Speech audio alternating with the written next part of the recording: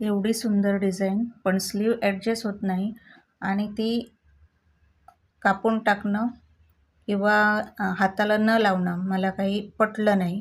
म्हणून मी खूप डोकं लावून डोक्याचा अगदी भुगा झाला माझ्या. पण मी तो ब्लाऊज ॲडजस्ट केला. आता बघा कसा तो. ही बॅक साईड आहे. ह्याला जे वर्क आहे ह्याच्यातसुद्धा चूकच आहे हे बघा.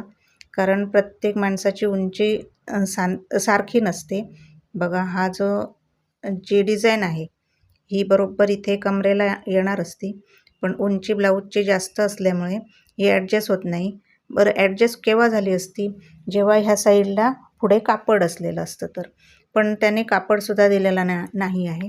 असं डबल त्याचे पीस आहेत. हे बघा ब्लाऊज पीस.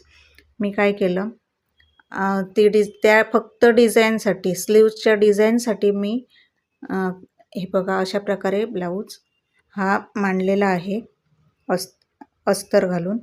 हे बघा ही बॅक साईड आहे योकपट्टी. हा स्लीव्ज आहे. स्लीव्जची त्या साईडची बाजू कमी पडते ती इथे मी ॲडजस्ट केली. ह्याच्यात अगदी कटोरी मी ॲडजस्ट केली आणि त्याच्यानंतर हे बघा जरासुद्धा जागा सुटत नाही आहे.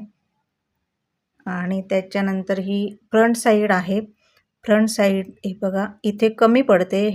हा जो भाग आहे दुमडलेला तो भाग मी इथे ह्या काठाच्या बाजूला ॲडजस्ट करणार आहे. म्हणजे तो काखेकडे शिलाईत जाणार आहे.